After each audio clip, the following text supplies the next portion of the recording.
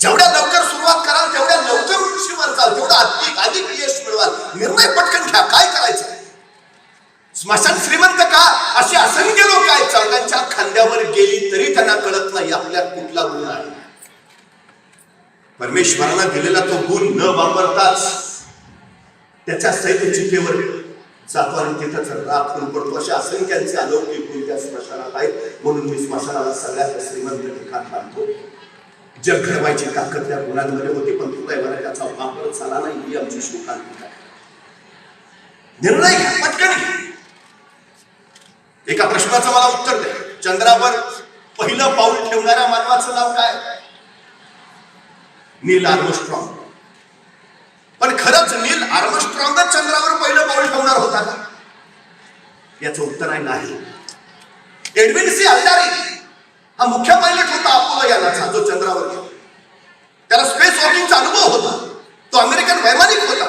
Edwin C अल्डारिन मुख्य pilot आणि त्याचा को पायलट म्हणजे सहाय्यक पायलट नील आर्मस्ट्रॉंग, तो अमेरिकेच्या नौसेनेचा होता. त्याला स्पेस वॉकिंगचा अनुभव नव्हता, पण सहाय्यक म्हणून तो एडविन सी अल्डारिन बरोबर होता. हे अपोलो यान ज्यावेळी चंद्रावर पोहोचलं त्यावेळी स्पेस सेंटरवरनं पहिला संदेश आला, पायलट फर्स्ट. म्हणजे एडविन सी अल्डारिनला संदेश होता की उतरा चंद्रावर, पायलट फर्स्ट. एडविन सी अल्डारिन पुढे निघाला, पण अचानक त्याच्या मनात विचारांचा गोंधळ सुरू झाला. मी चंद्रावर पाऊल टाकलं आणि मी गुरुत्वाकर्षणानं जळूनच गेलो तर? मी चंद्रावर पाऊल टाकलं आणि मला चंद्रानं खेचूनच घेतलं तर? मी चंद्रावर पाऊल टाकलं आणि मी कुठेतरी वातावरणात भरकटच गेलो तर? विचारात गुंतून राहिला. तोपर्यंत स्पेस सेंटरवरनं पुढचा मेसेज आला, को पायलट नेक्स्ट. आणि नील आर्मस्ट्रॉंग पुढे झाला आणि क्षणाचाही विचार न करता त्यांनी चंद्रावर पाय ठेवला. आणि नील आर्मस्ट्रॉंग हा चंद्रावर पहिलं पाऊल ठेवणारा मानव झाला. ती कीर्ती त्याच्यावर. एडविन सी अल्डारिनकडे क्षमता नव्हती का? होती. सामर्थ्य नव्हतं का? होतं. बुद्धी नव्हती का? होती. म्हणून तर त्याची निवड झालेली. मग मागं का राहिला? जागतिक कीर्तीपासून वंचित का राहिला? निवड निर्णय नाही घेता, गोंधळ करत बसला म्हणा. आणि नील आर्मस्ट्रॉंगनं पटकन निर्णय घेतला आणि पाऊल टाकलं. मी कायम सांगतो, यशस्वी व्हायचं आहे ना, पटकन निर्णय घ्या. आणि दुसरी गोष्ट, अनेकांना मग निर्णय चुकला तर चुकू दे ना, अनुभव देईल. आणि बरोबर आला तर यश देईल. आपल्याला गमवण्यासारखं आहे का आपल्याला? घ्या ना निर्णय पटकन. यशस्वी कोण होतो? योग्य निर्णय घेतो तो नव्हे, तर घेतलेला निर्णय योग्यच होता हे जो सिद्ध करतो तो. कुठलाही निर्णय घ्या, काही अडचण. योग्य असेल तर उत्तमच, नसेल तर योग्य आहे हे सिद्ध करा. ही निर्णय महत्वाची गोष्ट. एकदा हा निर्णय झाला की मग ध्येय स्पष्ट दिसायला. आता ध्येय दिसलं मग मार्ग शोधावा लागतो. आता मार्ग शोधायचा तर दिशा ठरवावी लागते.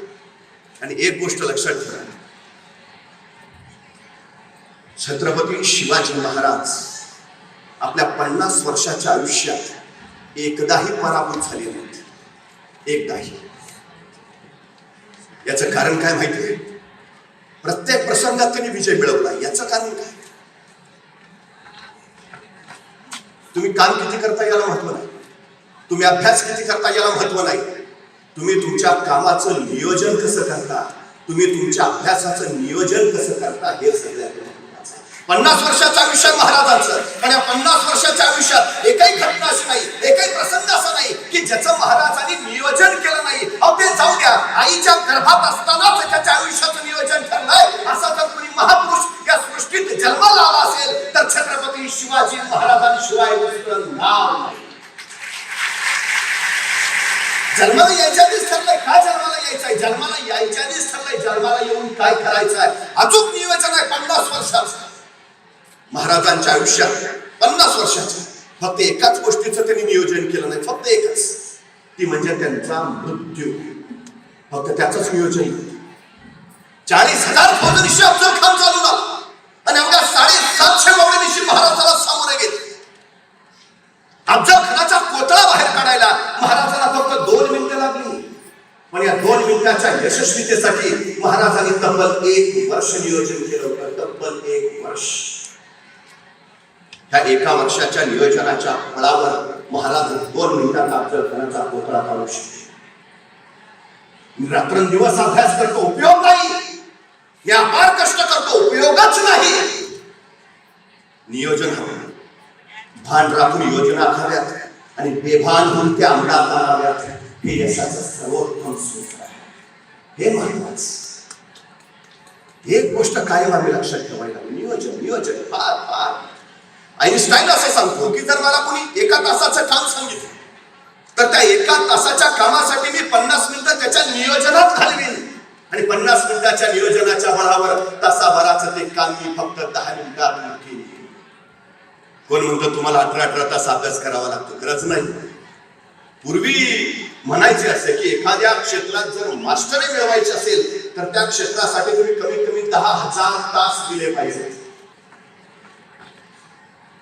बलाढ्य फौजेला पराभूत करण्यासाठी मोजक्या मावळ्यांशी कसं सामोरं जायचं याला शिवाजी महाराजांनी स्वतःच मुलीला येतं तंत्र बनवलं. अभ्यासाचंही एक युद्धतंत्र आम्हाला बनवलं. टप्पे पाडता येतात, महत्व कशाला द्यायचं, गरजेचं काय आहे, महत्वाचं काय आहे, बाकीचं सोडून द्या. हे नियोजन खूप महत्वाचं आहे. हा सगळ्यात महत्वाचा विषय. आणि एकदा नियोजन केलं की मग कामात लागायचं. परवा वर्तमानपत्रात एक जाहिरात आली होती. गेल्या 25 वर्षात ज्याच्या हातून एकही अपघात झाला नाही अशा ड्रायव्हरनी मुलाखतीला यावं. काही ड्रायव्हर मुलाखतीला आले, मुलाखती चालू झाल्या. पहिल्या ड्रायव्हरला विचारलं काय हो गेल्या 25 वर्षात तुमच्या हातून एकही अपघात नाही? म्हटलं अजिबात नाही, विषय नाही, प्रश्नच नाही, फक्त गाडी एकदा ब्रेक फेल झाली म्हणून तरी कोसळलो, पण बाकी कुठे टच नाही. त्याला म्हणले चला बाजूला. दुसऱ्याला विचारलं गेल्या 25 वर्षात तुमच्या हातून एकही अपघात नाही? मला विषयच नाही, प्रश्नच नाही, फक्त एक जण फुटणं येऊन माझ्या अंगावर आदळा तेवढंच काय, पण बाकी कुठे धक्का नाही. त्यालाही म्हणले चला बाजूला. तिसऱ्याला विचारलं गेल्या 25 वर्षात तुमच्या हातून एकही अपघात नाही? मला अजिबात नाही, विषय नाही, प्रश्नच नाही, साक्षी पुरावे कागदपत्र सगळं तपासा, 25 वर्षात अपघातच नाही. त्या मुलाखत घेणाऱ्याला आश्चर्य वाटलं. गेल्या 25 वर्षात तुमच्या हातून एकही अपघात नाही, तुमच्या या यशाचं रहस्य काय? तसा तो ड्रायव्हर म्हणाला गेल्या 25 वर्षापूर्वी माझी गाडीची मी एकदा गॅरेजला लावली, पुन्हा बाहेरच नाही.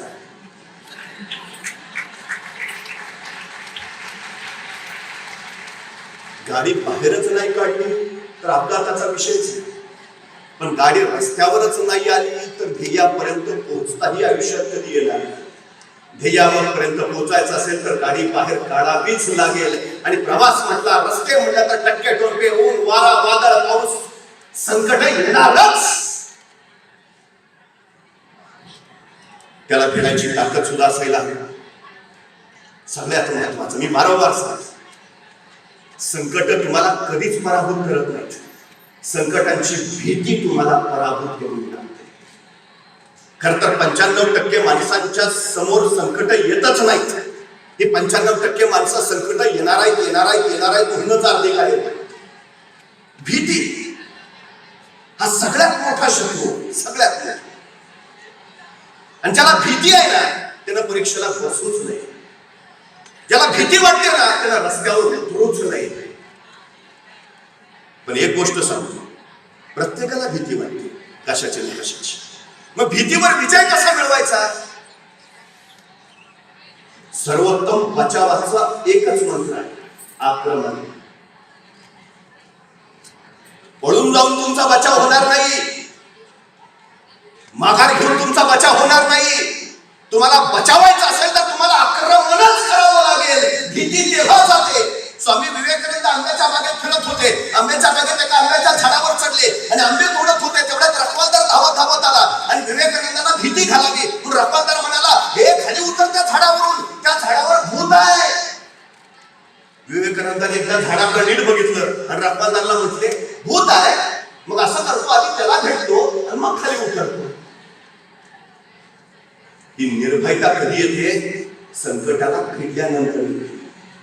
संकटापासून पलायन केल्यावर ती भीती कधीच जात नाही. पाण्यात पडल्यावर पोहता येतच, नाका तोंडात पाणी गेल्याशिवाय पाण्याची भीती जाऊ शकत नाही. पण पाण्याची भीती वाटून तुम्ही आयुष्यात कधी पाण्यात उतरलाच नाही, पोहायला शिकलाच नाही, तर तुमच्या मृत्यूचं एक दार तुम्ही कायम यमासाठी उघडून ठेवता. त्याला पाण्यात बरोबर काम सांगते.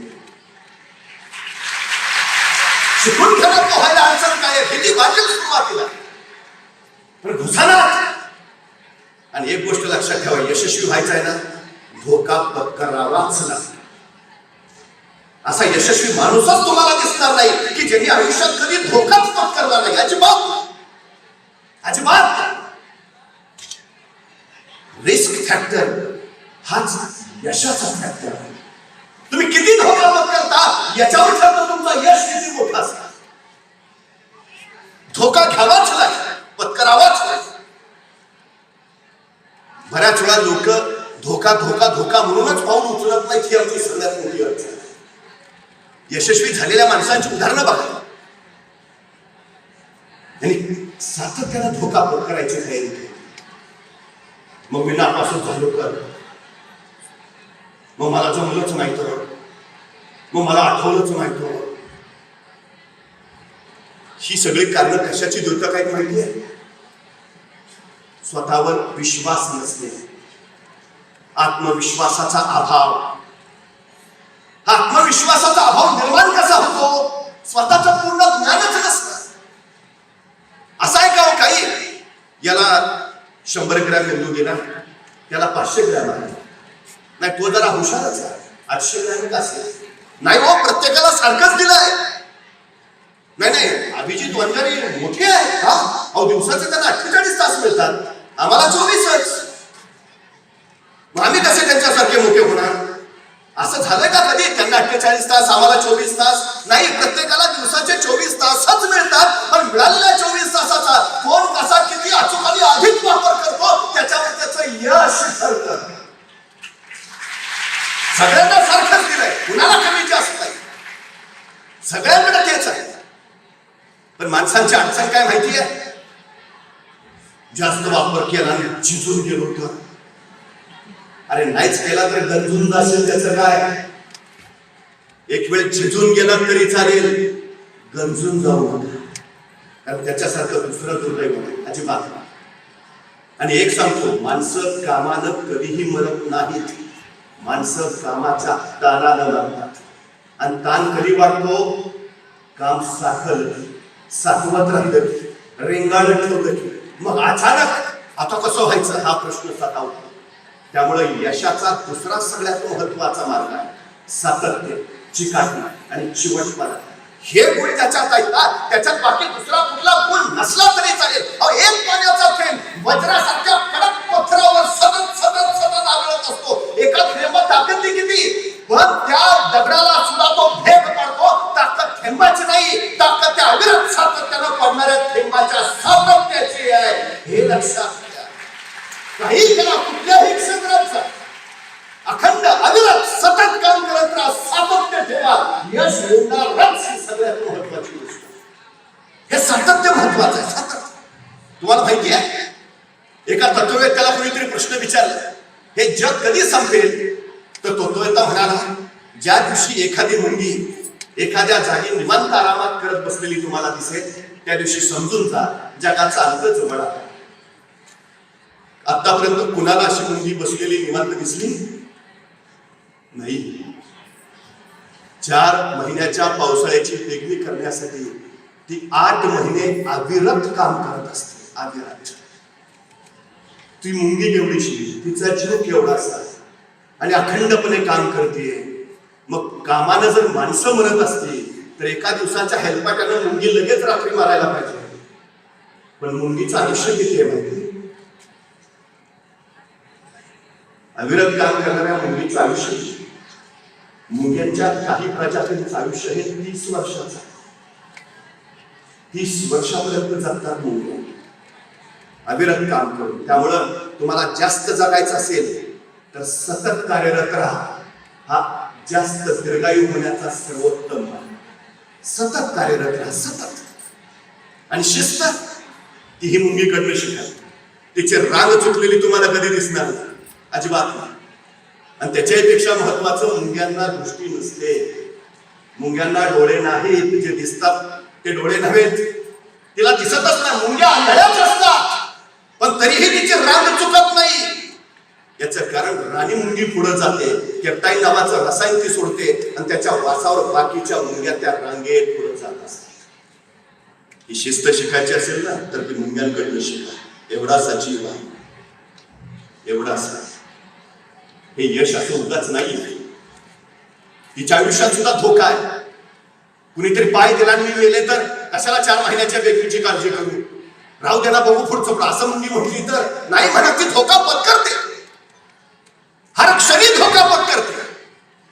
आणि एक गोष्ट सांगतो, संकटाला पाठ फिरवणारी माणसं संकटाच्या भीतीनंच गारठून जातात आणि संकटाला निधड्या छातीनं सामोऱ्या जाणाऱ्या माणसापुढं संकटच पाठीला पायी लावून पडत सुटतात. तुम्ही काय करायची गरजच नाही. तुम्ही सामोरं येतंय म्हटल्यावर संकटच पायी मागं घेत घेत निघून जातं. हा सगळ्यात महत्वाचा विषय. मुल्लाजी म्हणाले, आता महाराज आपलीच इच्छा आहे तर ठीक आहे, पण मी एक परीक्षा घ्यावी लागेल. म्हणजे काय? माझ्या प्रश्नाचं जर बिरबलानं अचूक उत्तर दिलं तर त्याला दरबारात मानाचं पद देता येईल, पण जर नाही दिलं तर त्यांना जन्मठेप भोगावी लागेल. बिरबला पुढं प्रश्न पडला. उत्तर बरोबर आलं तर दरबारात मानाचं पद आहे, पण नाही आलं तर जन्मठेप आहे. धोका पत्करावा की नको? बरोबर उत्तर आलं तर ठीक आहे, पण नाही आलं तर काय? त्यापेक्षा आपलं आहे ते चाललंय ना, बरं चाललंय, जावं माघारी. कुणी धोका पत्करायला सांगितलंय? मुलाजीने विचारलं, बिरबल काय म्हणताय? माझ्या प्रश्नाचं उत्तर देणार का आपलं निघणार? उत्तर चुकलं तर जन्मठेप. बिरबलाने धोका पत्करला. तयारी, विचारा प्रश्न. आणि मुल्लाजीने प्रश्न विचारला, बिरबलजी आता या क्षणी माझ्या मनात काय चाललंय ते सांगा. आता माझ्या मनात काय चाललंय ते सांगा. मुलांनी विचारलं. आता माझ्या मनात काय चाललंय ते तुम्हाला कळणार नाही, तुमच्या मनात काय चाललंय ते मला कळणार नाही. बिरबला तरी कसं कळेल मुलाच्या मनात काय आहे? धोका आणखी गडद झाला. अकबराने विचारलं, बिरबलजी आपल्याला उत्तर येत आहे? तसा बिरबल म्हणला, येतय ना. आता मुल्लाजींच्या मनात हुजूर आपलाच विचार चाललाय. मुल्लाजी विचार करतायत की अकबराचं साम्राज्य अधिकाधिक वाढत राहावं, अकबर बादशाहांना दीर्घायुष्य मिळावं, अकबर बादशाहांचा खजिना आणखी संपत्तीनं भरून जावा. मुल्लाजींच्या मनात हेच विचार चालले. अकबरानं मुल्लाजींना विचारलं, मुल्लाजी बिरबल म्हणतायत ते खरं आहे? आता नाही म्हणून काय करतो? मुल्लाजी म्हणला, हा हुजूर नेमके हेच विचार माझ्या मनात चालले.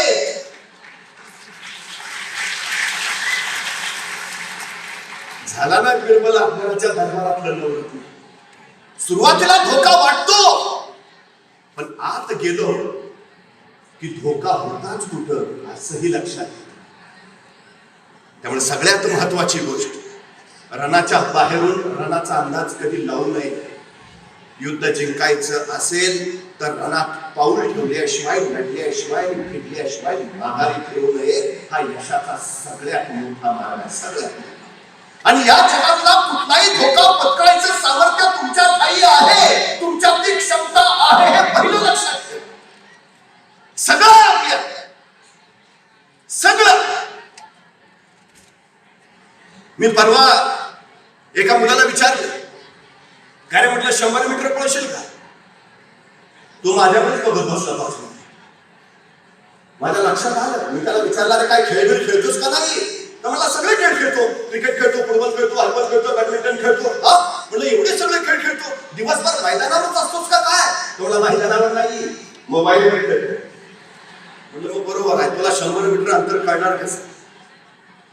म्हटलं, सांग ना, पळशील का 100 मीटर? त्यांनी मला विचारलं, 100 मीटर म्हणजे किती? म्हटलं, इथून तिथपर्यंत जे अंतर आहे त्याला 100 मीटर म्हणायचं, पळशील का? करतो प्रयत्न. अरे म्हटलं, 100 मीटर पळायचंय, 5 किलोमीटर थोडं पळायचं आहे. नाही, करतो ना प्रयत्न. बरं म्हटलं, मला सांग, हे 100 मीटर अंतर पार करायला तुला किती वेळ लागेल? तू 5 मिनिटं अंतरच बदललं. अरे सांग ना, मला किती वेळ लागेल? म्हटलं,